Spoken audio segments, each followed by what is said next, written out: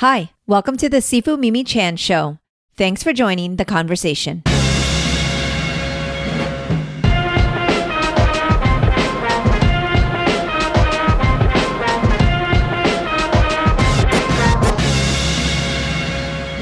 It's another episode of the Mimi and Greg Show. Greg Rucka tackles all the current events. Since things are rapidly changing, I'm letting you know this was recorded on August 1st. I'm so excited that Rucka and I are back on a consistent groove for another engaging conversation. We dive deep into multiple topics, everything from the grand stage of the Olympics to patriotism, the political landscape shaped by the upcoming election, and the relief we feel following the recent announcement of Kamala Harris's presidential candidacy. As the world gathers to celebrate the Olympics, one of my very, very favorite things, we reflect on the intersection of global unity and national pride. Greg brings his unique perspective on how these events shape our understanding of identity and community. We also delve into the evolving nature of patriotism in today's society, discussing how it influences our actions and beliefs on both personal and national levels, especially the symbol of the American flag. With the election on the horizon, our conversation turns to the challenges ahead, Russia's interference with the election, cyber attacks, and more. Join us for another fun episode filled with Rucka rants and thought-provoking insights. Whether you're a fan of his work or simply curious about these pressing issues, this conversation promises to be a fun one. For those that don't already know, Greg Rucka is a New York Times best-selling author of hundreds of comics and nearly 2,000 novels. He's also the writer for his critically acclaimed and award-winning film, The Old Guard, starring Charlize Theron. I love these conversations and hope you do too. If you do, please rate my podcast on your platform of choice and share it with others. If you would like to support with a donation to help keep this podcast going and support the work I do, you can become a patron of the show by visiting my website or patreon.com/SifuMimiChan. For comments or suggestions, reach out on social media at SifuMimiChan. Now, on with the show. All right, let's do it. Hello. Hello. How are you? I'm good. I mean, and speaking of eager to talk to you, my listeners know I am like obsessed with the Olympics, like obsessed. And right now, women's gymnastics is going on, and I was know like, you're like scheduling me opposite. I would rather Simone talk to on Greg. The floor. I know. I actually didn't notice till after I had scheduled it, and then I was like, well, we can do this another day if you want to catch it. It's okay. I'm serious. I've got I've got a heart out in like an hour anyway. So it's fine. It's fine because now I'll just not talk to anybody till like 8:00 tonight and I'll watch it. Actually, so I upgraded and I paid the $10 for the NBC thing so I could literally watch it right after. Watch it whenever you want. Yes, right? I can watch it whenever I want because I am so obsessed with the Olympics. I love the Olympics. It's like I am glad you are getting enjoyment from it. I am. It's just one of the few times, and I was just kind of trying to write a little blog post about it. Of course, I haven't finished it, about how patriotic I feel and how averse to that word I've felt for like these last several years. It's very like it's become very toxic. It's become. It's become difficult. I get nervous, which is not to say I'm like, oh my God, but like it is. Nervous isn't the wrong word. I get a little suspicious when I see people flying American flags off of their house.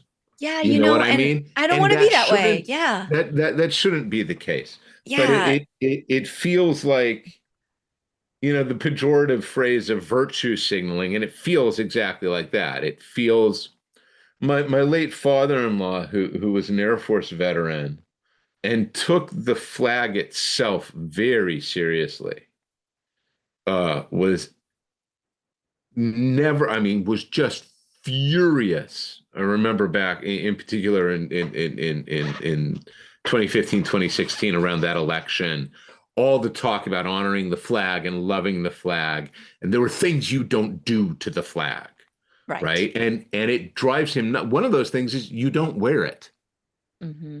Mm-hmm. Right. Like there's a difference between putting the patch and having a button-up shirt done as the flag. Right. Right. And Olympians are allowed to put it around their shoulders and run around the track. That's different because they're representing our country. Exactly. And but the idea of, here's here's Jonathan, Smith, and he's running around with his boxer short American flag. Right, It's right. like that's not use. That is not how the flag is supposed to be treated. He would get very angry about it.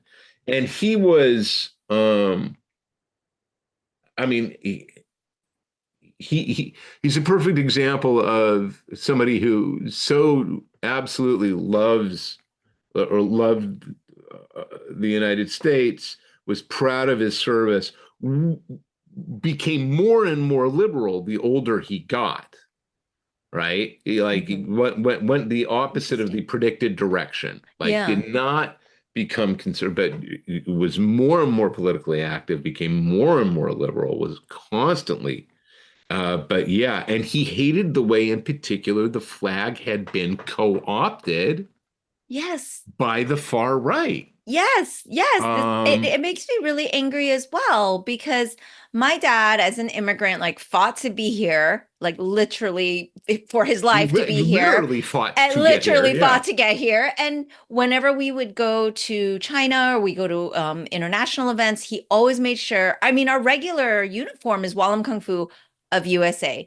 In Hmm. particular, he points out he wants us to wear of USA. And when we go to other countries, especially, but our regular Kung Fu uniform at the temple in Orlando is of USA because he's so proud of Hmm. that he's very nationalist that way of like I'm American. I chose to be American. You are here because of what this country gave him and what he Yeah, and or stood for. what yeah, and what he was able to achieve. Of And course. yeah, so I get, like I said, it is problematic. And then, frankly, I have this problem with some of the coverage we see too, because some of the coverage gets crazy jingoistic, and I'm like, it's okay for other countries to be successful too, right? You understand that, right? It's a, Yes. you know, so I Yeah. have a weird relationship with the Olympics. And when the kids were small, they were both into gymnastics for several years. Ah, And okay. so watching Olympic gymnastics, I find I have an easier time with Summer Olympics than Winter. Winter Olympics, I can't watch. Oh, interesting. There's too much. There, this is going to sound. I have a very squishy, soft interior. My anxiety level during the Winter Olympics goes through the roof because of all the ways people can die and Ah, horribly yes. hurt themselves. And Okay. it's not like they're significantly less, right? People can die in a swimming pool, right? I Yes. mean, we Or know in the this. river thing Exactly. or And, definitely in gymnastics. It's so exactly. dangerous. Yeah. Exactly. But ice skating, Hmm. And the like skiing where they jump and then they and the flip ski and who knows where they're and landing. the toboggan runs Yeah. and the bobsled runs and so I just everything I'm seeing is just like yeah, I know enough to know all the ways they're gonna get really hurt.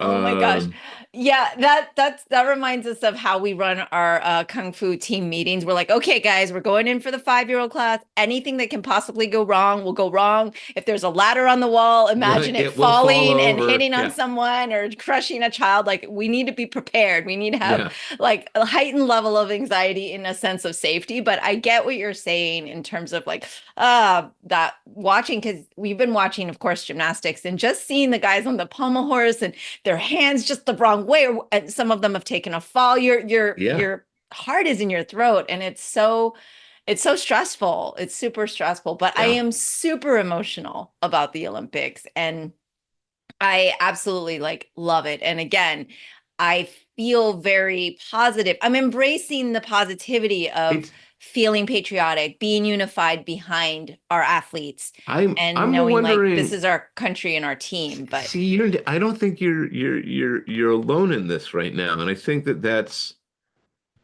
I find it interesting, and maybe it's because on some level it's a thing we can feel patriotic about and supportive about that isn't inherently toxic. it isn't problematic. Though then you read about like, triathlete going, I've been exposing myself to E. coli a little bit every day to build up my resistance. It's like, doesn't work like that, dumb ass. Oh no. Like Didn't literally see wash that. your fucking hands, Oh boy. you Yeah. know? Yeah. Yeah. So, Like I maybe mean, don't allow them to speak in public for others to hear. do Like, you want to be in the Olympic Village with this guy? He's yeah, I not washing his hands. know. It's like if there's one point in your life as an Olympic athlete where you do not want a cold, a sniffle, food poison, Yes. anything, it's going to be when you have arrived in the Olympic Village Yeah. for the Olympics you have been training for every day for the better part of your life. Yes. And there's this guy going, no, I don't wipe after, I don't wash after I wipe. It's like, dude, number one, I don't need to know it. And number two, stay over there. Yeah, exactly. Can we put like the Monsters Inc. thing where they come and Exactly. they It's like put him and in. they, I mean, yeah, oh my God. isolation. The Yeah. the the staggering yet another success of the anti-science. We don't need Mm-hmm. vaccines. No, no, no, no, no. You need them. You need them. Yeah. Trust me. You need them. You need them. I know I was actually so stressed for our athletes because again, that opening ceremonies, I'm rushing home after class to watch it. And I didn't have the NBC app. I wasn't prepared. At the time, I was like, oh, I was all I mad. And wasn't then, ready yet. yeah, I wasn't ready yet. I was like, oh, but then luckily I got home in time and to see the boats coming through. And I get so emotional because they're chanting USA, USA. Uh-huh. And you get on board with that and you forget about all the bullshit that's happening with the politics. And if you were hearing USA chanting at any rally or anything here in the States right now for elections, it gives you this adverse feeling, which is horrible because Yeah. on the reverse side, we're watching the Olympics and then they're all in the rain. And I'm like, oh gosh, I hope nobody gets sick from being in the rain, Nobody just gets being a cold. drenched, and nobody gets a cold. Well, because like you said, they've worked their whole Oh yeah, lives. no, it I would the just worst. can't even imagine. It's the It worst would thing to be suck sick the day you so get there. bad. Yeah, it would suck so bad to be like, yeah, you're not a, you you you ate the wrong thing, something, but Yes. most of them got there like a couple weeks ago, I think. Like Yes. part of Yes. the idea is to really acclimate. Yeah. And Um, some of them have been performing and competing sick or injured. mhm. And I just go, wow, they're like superhumans. To me, I'm over the Okay, but whole superhero things. I'm like so about it. how many times have you gone out and had to do an exhibition or a demonstration or Okay. I mean, Okay, you're calling me out, and this is true, but I just still feel like their level is like superhero level of activity and okay, resilience and dedication. Like I get it. I I'm have gonna, competed at an international you know level. what, Mimi? We don't talk about this nearly enough, right? Uh-oh. Because when you and I have these conversations, my ego immediately expands to fill the room. Um, Not true. you're a Sifu. Um, that's an honorific, yes. It's an earned title that not many people ever achieve in a very specific art that requires an extraordinary mental and physical discipline. And I know you do other interviews and you talk about, how martial arts are portrayed in media and you delve into the culture, but you do a very good job and you always have done a very good job of sort of disappearing yourself from our conversations in that sense. It is important to remember, like you are a master, literally a master in what you do. There's there's a level to that achievement. It it maybe it's not on the same level of winning a gold at the Summer Olympics in Paris, but I'd argue. Um, is pretty close Oh, thank you. in more than a few places. So, I you know, appreciate that. your humility does you credit, but it is. I think a lot of people don't think about the Sifu Mimi Chan show and think about what the Sifu part means. Right. I think they don't understand what that means. Mm. Uh, and what that means is a lifetime of hard work and discipline. Um, Thank you for and a that. level of mastery that allows you to pass it along. Right, right. Yeah, So you're so you see me. It's so nice. just hey, you I and mean, as a Oscar have a non-martial artist, in terms of like, training and everything, I know you do a lot of combat art and things, but like to not for understand so years. much but you've trained, but to understand so much about our culture and what it entails, just because of our conversations and your relationships and is very, very, very, very heartwarming. So thank you for that. Well, share it with Oscar, but I mean, Oh, he if nothing listens. else, By the way, last episode, mad loved respect, it. right? So there Thank you you. go. Yeah. Yeah, he was like, "Ooh, you guys are so back." When he listened to our last episode, which just dropped, by the way, which just dropped, because I was like, "VAs, push Yeah. everyone aside because who knows how evergreen this is going to be." Is the news changes like in 5 seconds. So I'm Yeah. like, we just talked about Man, it's been a great week though. I've watched some sainted gentleman had the courtesy of putting together a super cut ooh, within an hour of Hissy Fitler uh, yesterday. of the And interview. this yeah, and the super cut was 20 minutes long, and I think he was there for 40 minutes, right? So like Oh, every other thing out of his mouth was like, I'm just gonna set fire to myself. yeah. Um, he's also starting, and I really love this, he's also starting to look worse and worse. Like all Mm. of this sudden, I don't know if you've noticed this, a lot of the pictures coming up in the media Okay. aren't the flattering.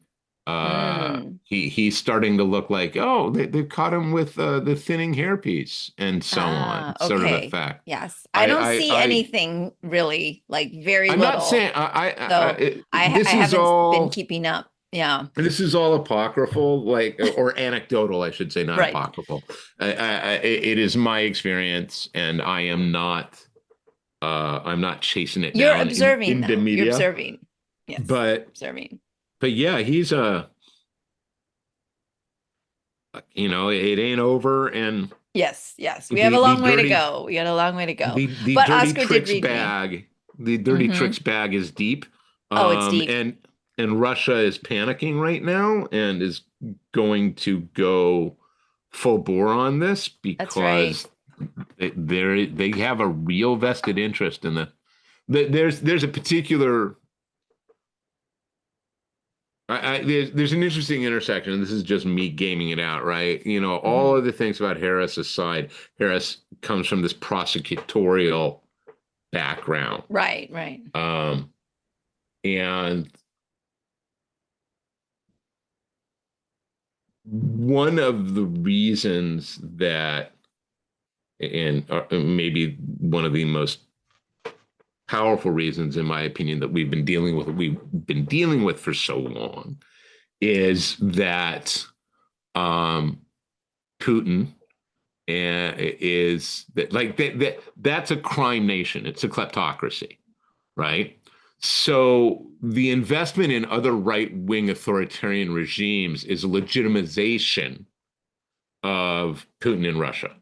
This is why he's supportive of Orban and so on. And this is one of the reasons why they love Trump. And they've got Trump. Trump goes back, and there's documentation. You can see this goes back 20, 30 years in bed with the Russian mob. So it's not that there are all sorts of benefits to having him president, and they reaped them Yep. once already. Um, one of the real threats, I would argue, in having a former prosecutor as the commander in chief, is amidst everything that the job entails and that she, should she win, have to deal with, she's going to have an eye on that seriously. There is, like, the intersection of all these things right now is extraordinary. What was I? So I listened to as everybody knows, and here you can see it, right? Love football, hate racism. I'm a big soccer Yeah, fan. you've got all the good shirts lately. Yeah. Um, I listened to a podcast that the Guardian does called Guardian Football Weekly. Okay. And if you are a soccer fan or a footy fan, it's worth listening to. And they do, regular podcasts about, like, this is what's going on in the game and this person and this team and so on. But every so often they'll do specials about, racism in football, homophobia in football, money, right? Like these sorts of things, gambling.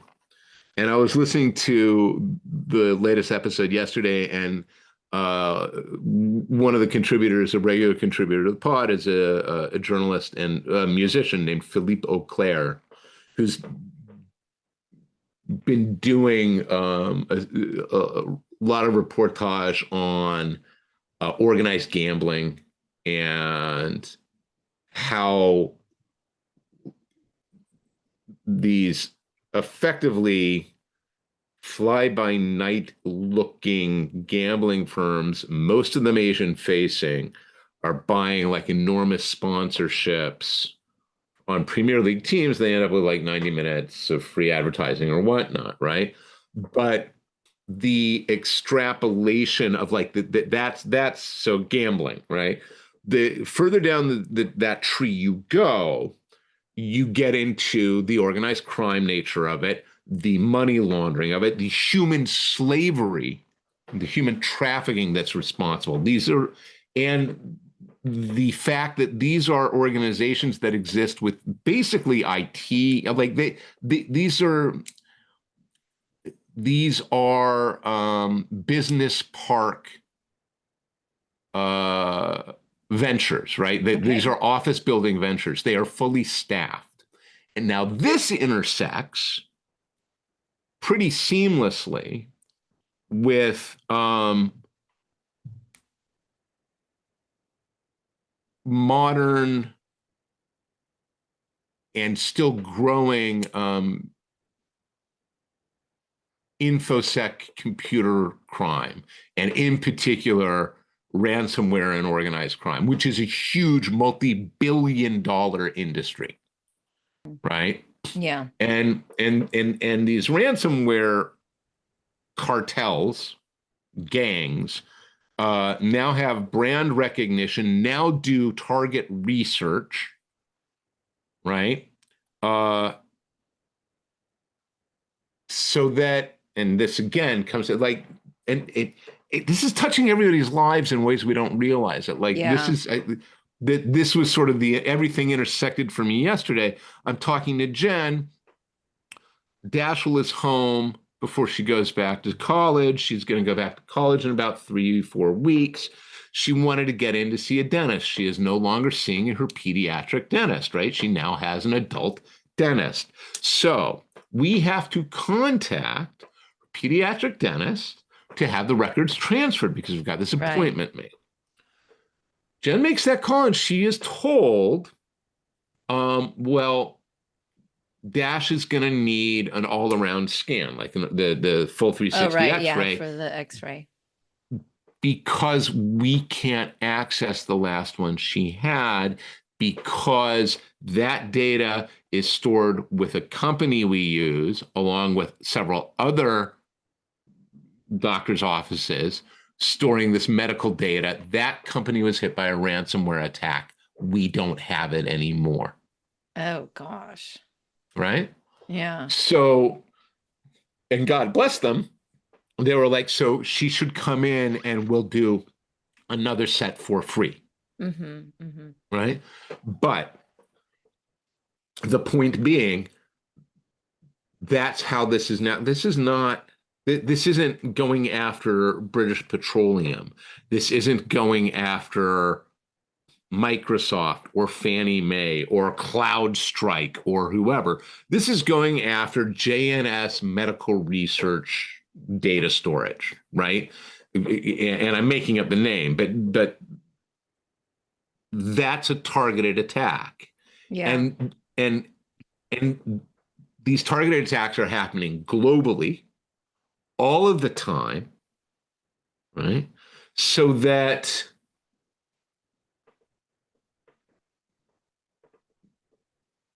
and the end result of that, right, is a lot of that, and this goes to a news story today. A lot of that is out of the CIS and Russia. And then today we see that the prisoner swap that has been arranged, is releasing a convicted murderer back to Russia, who is also a major hacker. Right? Right. So all of this to say, all of this to say, be very, very careful of the news you see dropping, especially come October. Yeah. Because there's gonna be a full court press on an October surprise. And I don't know what that'll be. I don't know what it'll look like.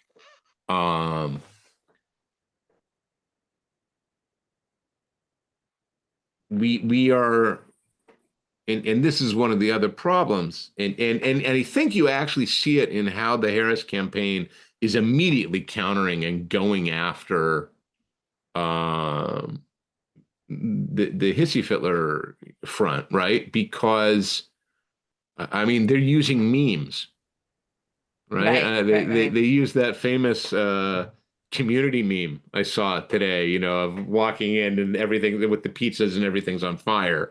And it's like JD Vance couches, and all like they had everything labeled, right? But that's the level they're playing on.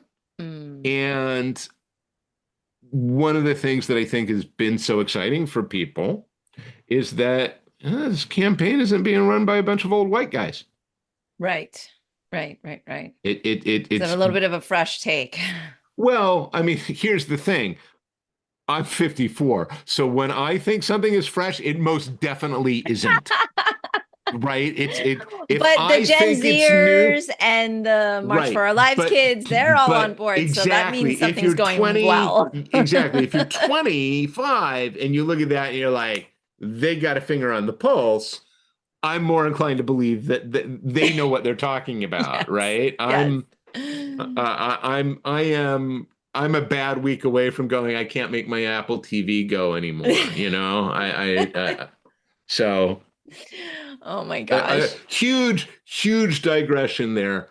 All of which to say, there's going to be interference.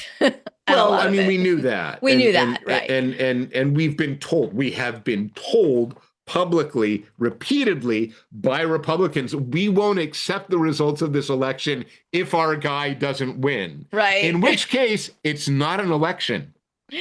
I know. Right? What you're saying is we expect a coronation, and if we don't get the coronation, we won't acknowledge it. Now, that's for some of them, that's just talk, right? For some of them, that's just going, these are our talking points, and we got to stay in Hissy-Fitler's good graces. Yes, we need to show our dedication, because we know what a vindictive prick he is. Yes. Right. So, but certainly they've got, certainly there are, Rachel Maddow had a thing a couple of days ago about, like, these are all the ways they can steal the election. Right. We're going to have to be really on the ball for that. And one of the things that it's going to fall to us as citizens, should something like that develop, one of the things that falls to us to respond to is saying, no, we will not. You cannot. You do not get to. You cannot take that. Yeah. And for the first time in a really long time, I am seeing the energy for people, like people are rolling up their sleeves. They'll fight it. They're making it clear they will. They are saying it.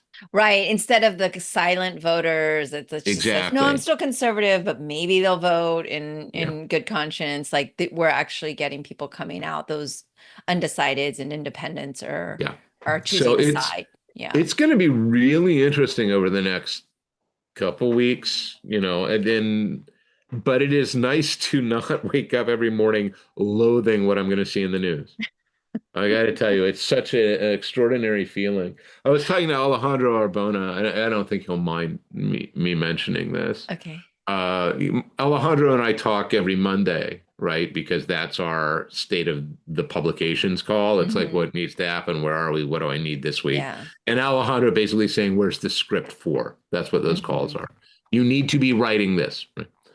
We were talking about the fact that, New York had this horrible heat wave and really high humidity. And Alejandro was saying, like, he had gotten to the point where that and the news, and he was like, maybe I'm clinically depressed. Maybe I need to see somebody. He's like, and then Biden drops out, endorses Harris, and the weather broke. And he said, no, no. All of a sudden, he was like, oh no, it wasn't. It was. And I then feel he was great. like, yeah, he really was. He was like, oh no, it's not. It was the world. It was literally the world doing this to me. And he is not also, alone. yeah, I see it all around. And right there, like, how do you fight? Like, if you're the Trump campaign, how do you fight that? How do you fight? Oh, that's relief. Like the thing that has them moving and laughing and smiling is relief. Like, and it's a deep-seated relief. It's not, it is the realization, I think, on one level that is, oh no, what you represent, and Weird did this. One Word did this. What you guys are representing, what you guys are promoting, is so disliked and so out of step and so not normal. And almost everybody, I would argue, in the world wants normal. Yes. We want to be able to get up in the morning and know, I know what I'm doing today. I know where the paycheck is coming from. I know where the meal is coming from. I know my mom and dad are going to be okay, or my kids are okay, or just my friends are like, I want to be able to say on Sunday, I am going to go to the park and have a picnic, right? And that not be an extraordinary gamble. Right? That it not be called into question. I can expect that in 4 days, I can make sandwiches, put them in a basket with a couple of Diet Cokes, and go hang out in the park for 2 hours with my family. And that had been so absolutely eroded.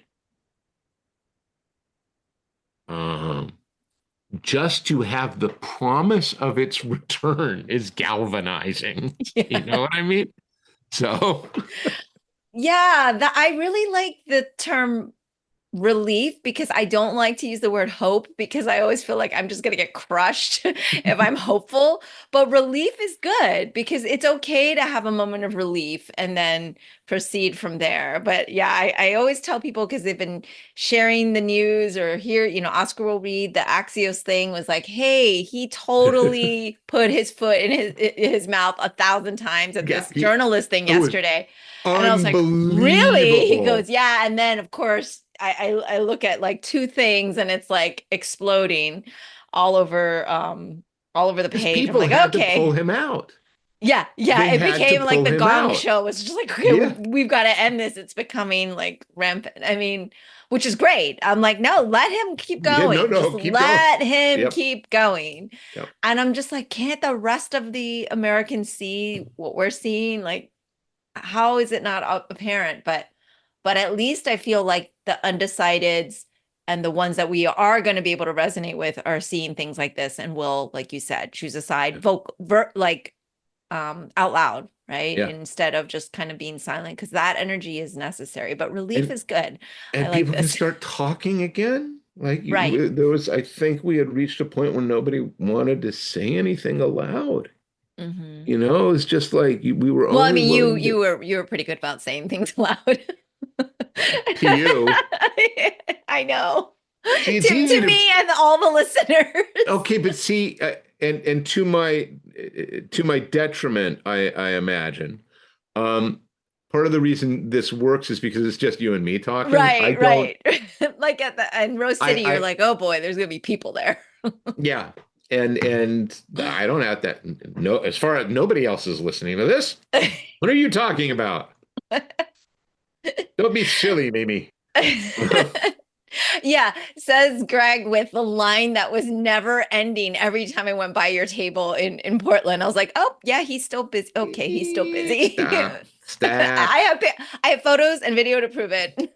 Stop. Yeah, it's also, it's the first show he's done in 4 years in this country. So it was exciting. And then your panels were all full. If you don't do shows for a really long time, you're really popular when you do, or you've been entirely forgotten. It's one or the other.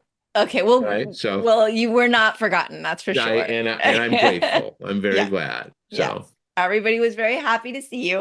And I have to say the live audience recording was just kind of fun because as a stage performer primarily, right, most of my things now are you get this immediate response. And then often with podcasts, maybe you get a comment, maybe, or, like you said, at the last con, someone was like, hey, when are you guys going to podcast again? Or you even get requests. But when you have the live audience, and it was so much fun that we just jumped in and they were all in on all the jokes and the inside jokes because they were clearly listeners. I'm so grateful to everyone that came out because it gets to be a conversation. So it was so much fun. It was so much fun, so that was nice. It was nice because I felt like everyone there was in the know with us and had been with us on this journey, which is really a unique thing. That's it's one of the things I like about doing panels, right? Is that it's community. You're talking to people. There was this thing that happened at Heroes Con, where the program had been misprinted. And I hadn't realized it. And so I thought at Saturday at like 1:00, I was supposed to be on this panel. Oh, okay. And so I went up to this panel room and there was nobody there, but there was like, 24 people sitting there. So I go up on the stage and I'm sitting and I'm waiting and I'm looking at my watch. And I'm sitting at my wait. And then I'm like, just to be clear, everybody's here for this panel. Oh, yeah. Huh. All right, well, I guess we'll talk, right? So for an hour, I'm just like, and we're talking to this room. And then, of course, about 40 minutes in, somebody says, oh, yeah, no, it's tomorrow. The panel's tomorrow. And I was like, at which point it's like, well, we're 40 minutes in on the hour, so let's just finish it and I'll get back to my table. Oh my gosh, that's hilarious. It was really funny, but it was also in a way really sweet because people were there even though they weren't supposed to be there also. Right. And they didn't get the panel they wanted. The flip side, I guess, of that was, there were people who got to ask me whatever the hell they wanted. Some of it about the topic of the panel, some not. Yeah. So, I'm sure they all knew who you were anyway, though. They were like, oh, bonus panel. Okay. We didn't know they were going to have a pre-panel, but okay. Yeah, I'm not sure they all did, but I think they were all entertained. Yeah. Well, you are very, very entertaining, especially live. I strive to be. I strive to give good entertainment. You definitely know how to work the crowd. So everyone's always excited. Yeah. It's been good. Yeah. I think that every day I wake up, because I've been no news since December, and like occasionally I'll, like I said, people will text me or give me an update, or Oscar gets his one newsletter and says, here's the 3 big things. And I don't get that feeling in the same way, because my therapist was like, so how are we doing? The election's underway. Is this going to be a week? I said, honestly, since I'm not taking in all of the noise, it's been easier, but I'm not going to lie that there's this little thing in the back always kind of there, like, oh, this could happen. And especially because in my neighborhood, I'll drive by that freaking house with the flag waving around in their yard. And there's little reminders like that to pull you out of it. But everywhere. And look, I mean, yeah. And even if Harris wins, it's not over. It's just, it's yet another Band-Aid. There's a deep, deep rot, and it's got to get cut out. And there are things that can be done that will cut it out, but it's going to require a lot of political capital and a lot of political will. And,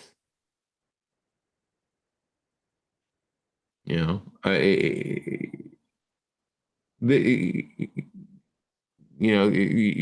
you read Project 2025, which they are now desperately trying to distance themselves from, and should under no account be allowed to, because they're saying, oh, we're done, we're not doing that. Sure, I believe you. You've never told us lies before, right? You're entirely trustworthy. And so if you read it, it is a literal document for fascism. And it's not a sophisticated one. It is a blunt force trauma attack on everything, like Small Business Association, being disbanded after giving all of its money to churches, approved churches, right? It is literally it is like this combined Christo-fascist entitled capitalist document that effectively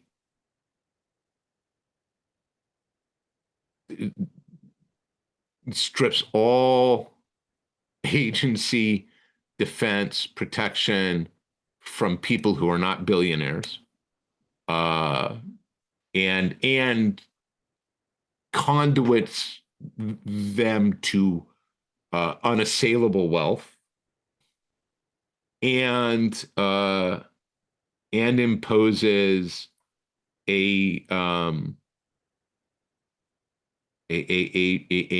religious fascism that makes Handmaid's Tale look like a Calvin and Hobbes strip. Oh God. I mean, it is ghastly, and a lot of it talks about, like, it's a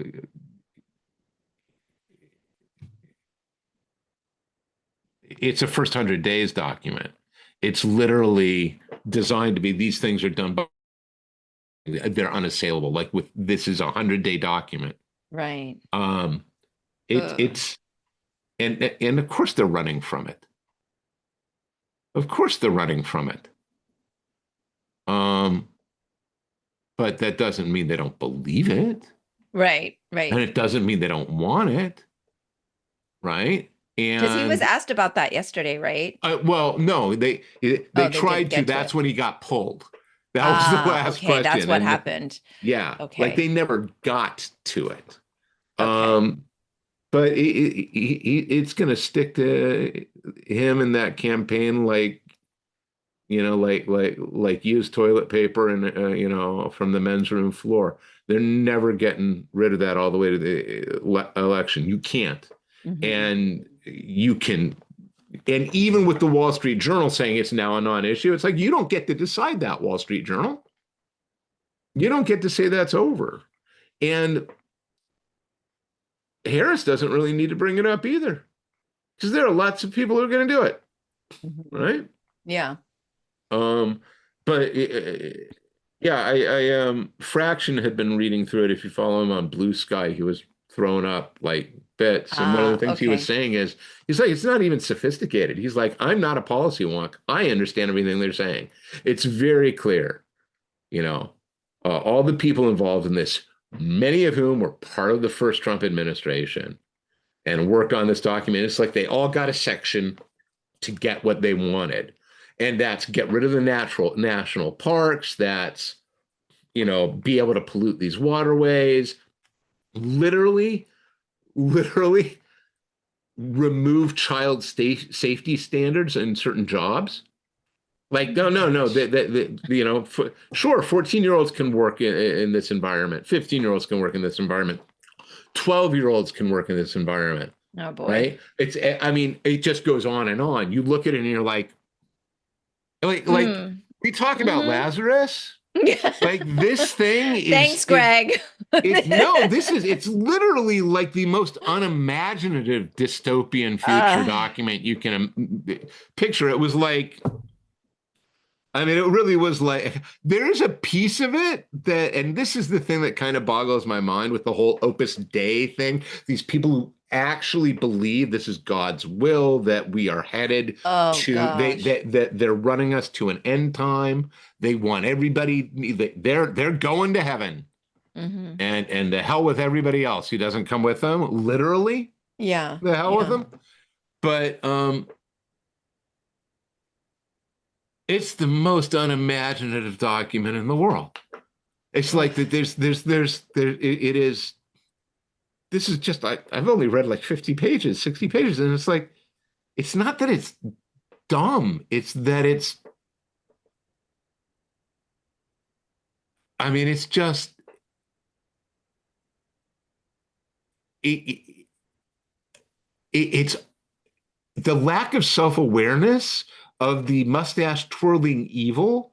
Right. It's like the antithesis of America, actually, and what it should all stand for. Yeah. It's literally like they're all, was it Dr. Evil from Austin Powers going, yeah, and they're in a lair, and they're like, now your turn to write a paragraph. Yeah, it's like, and they're trying to up each other in how horrible it can be. And wow. It is kind of staggering. You just like,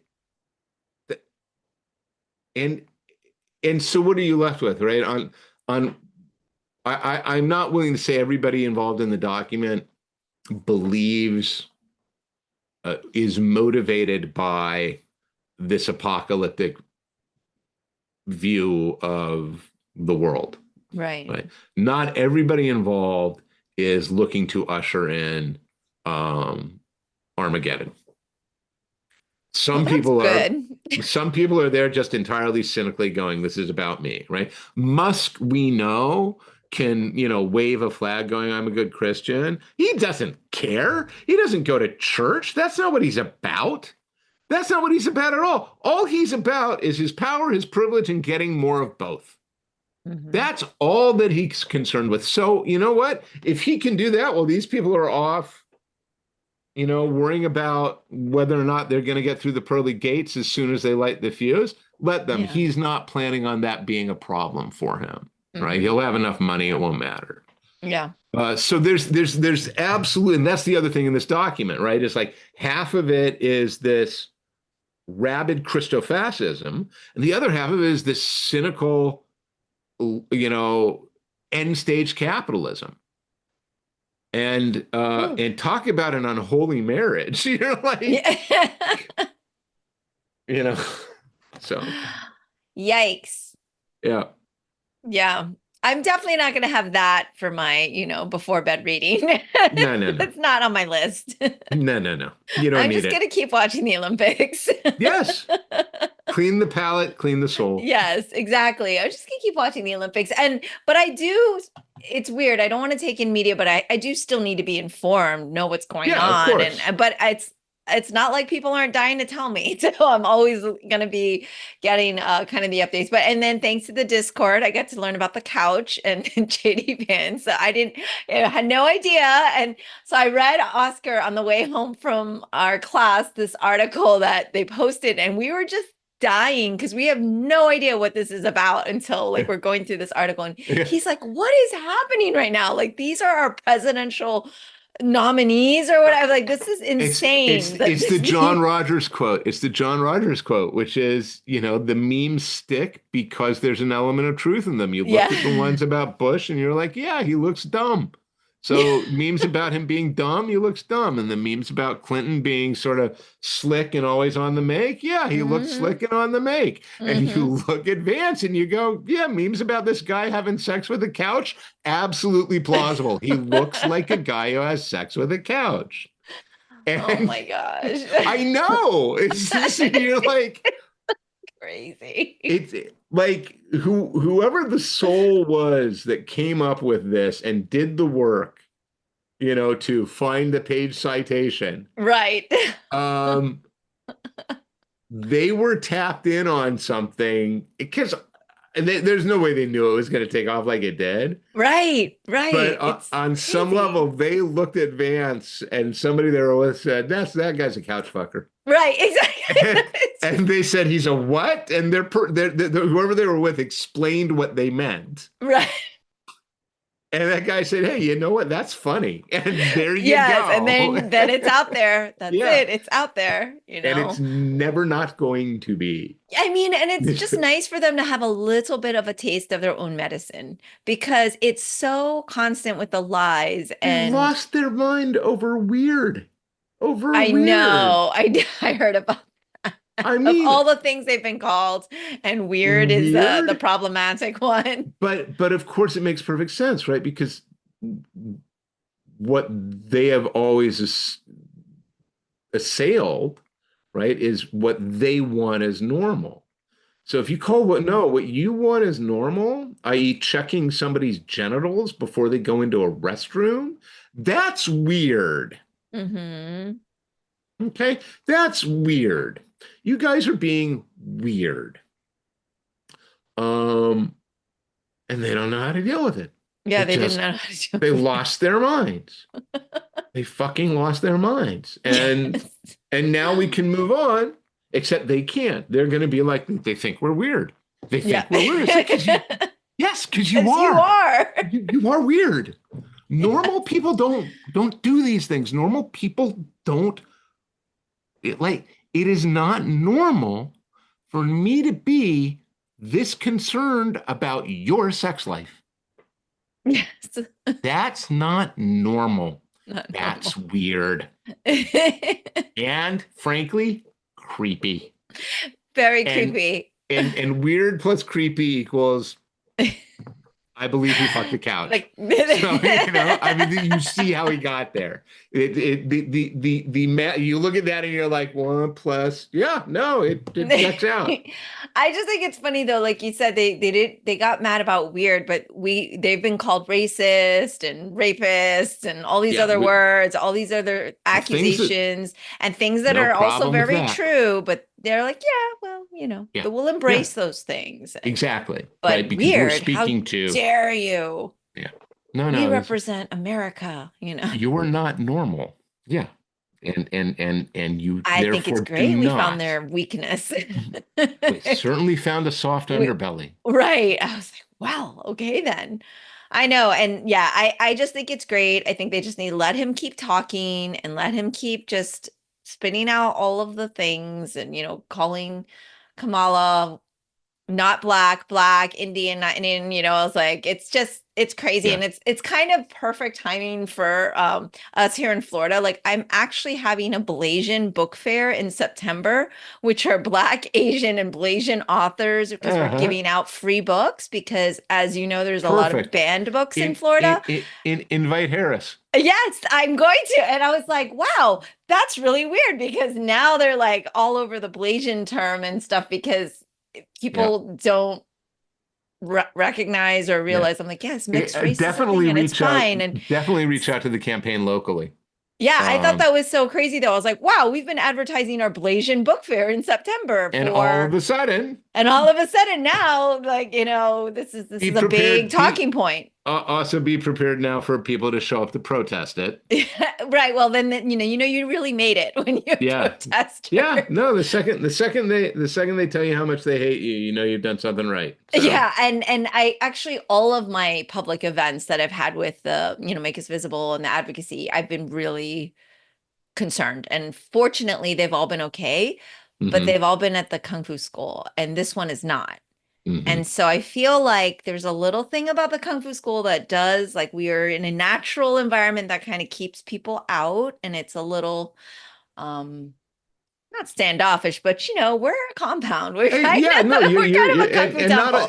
So it's like, okay, guys. And not only that, for most people, they go, "Oh, it's Kung Fu." They're going to have swords. Yeah, well, and they know how to use them. This is also Florida, open carry state and all. So okay. Well, but I've always had really high security and like just making sure all my things are balanced. But this is not going to be at the temple. This is going to be in the West Side because we wanted it really accessible to all the neighborhoods, especially our Black neighborhoods here, because we wanted these books and we wanted author outreach and stuff. So this is going to be interesting because now we're really hitting on something very, very prescient of the time. So yeah, we'll see what happens. But yes, we are having a Blasian book fair, everyone. So please come and get free books from a lot of banned authors. That's the goal. But yeah, good times as always with Greg Rucka. I mean, we'll be talking prior, and then I expect to hear how it goes after. So of course. Oh yes, I'll definitely let you know. It should be interesting, and I will reach out to the Harris campaign and see if they can. You really should. Yes, you really should. Yeah. If nothing else. I mean, I did tag. You're going to get a campaign table, so somebody will be there to hand out pins, and stickers. So. All right. In any case, well, as always, it's a pleasure. I'm going to go check on my women's gymnastics now. Yeah. Okay. Yeah. Go watch. I'm just kidding. I thank you for letting me take you from it. And I always love talking to you. Love to Oscar. Love to the family. Love to everybody. And we'll talk again soon. We'll talk soon. All right. Bye. Bye. That's all for today's episode. Thanks for listening to the Sifu Mimi Chan Show. Please subscribe and rate my podcast on your platform of choice and leave a review. You can become a patron of the show at patreon.com/SifuMimiChan to help keep this podcast going. Follow me and interact on social media at Sifu Mimi Chan.